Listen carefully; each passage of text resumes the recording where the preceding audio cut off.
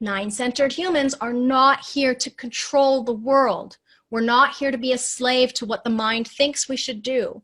We need to put the mind into its proper place through the mechanics, and the only way you can do that is the decision-making strategy, your strategy and authority. You can understand this conceptually through your mind. You can see the words on the page. If you have an undefined heart center and you recognize that feeling like you're not good enough and you have to prove yourself, you can recognize your own thought process.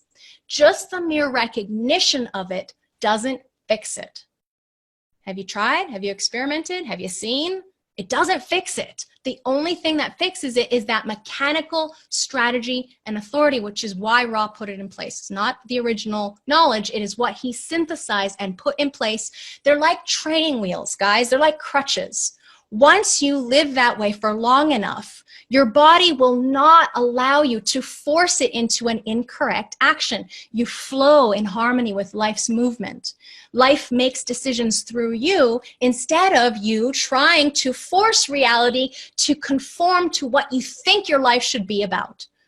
I'm hoping that that makes sense. It's a big, big, big shift in our reality.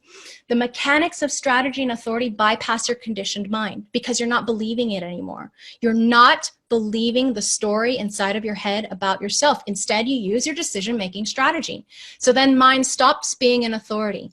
And that is the moment when you start getting the life that you were intended to have as a nine-centered being. Instead of wanting to have all of those things that you thought you wanted, that you deserve, that you should have in your life by now. I'm 40 years old. I should have a house by now. What's wrong with me? You know, instead of that crap, you have an availability of energy to live life to the fullest that feels satisfying and successful to you. And it doesn't matter what the fuck anybody else thinks about you or it or anything. What matters is your frequency of how you live your life. So there is no comparison. You have no comparison utterly in the world. Even if you find somebody exactly born on the exact same time, on the exact same day, in the exact same place, no two humans can occupy the same space at the same time. We are all vastly different. We are not here to have a singularity of focus. We're here to have an openness to having life move through and live us. Okay, so the awareness that I'm trying to impart to you is the greatest agent for change if you can implement the decision-making strategy. The more that you have an awareness of your limitations and an acceptance of the limitations of the form, the more that you can accept it. It just is this feedback loop that allows you to have more ease and flow and less resistance if you can make decisions correctly as yourself. Now, I don't want anybody to feel bad if you see yourself initiating and you're a generator or a projector. That is a beautiful learning experience. You have to trial and error this. It's the only way to be able to figure out how it really works. So that's why we call it an experiment. Awareness here in this term, in case you're new to English, I know sometimes people do that, try to take classes from me and not maybe aware of what the words mean. I really want to point out awareness is knowledge or perception of a situation or fact. What human design does is it shifts your perspective, your awareness, your perception. Because if you have the mechanics, if you have the availability of energy to recognize the logical system and to put the pieces together, to watch that puzzle piece fall into place, your perception changes. It's not so much that your life necessarily changes quite drastically, although some of us are on a trajectory that the life changes quite drastically. But what can happen is that your perception changes and then therefore everything shifts in your life because now your frequency is different. You're not living from the perception of the not self or the openness in the design and identifying with that as who you are.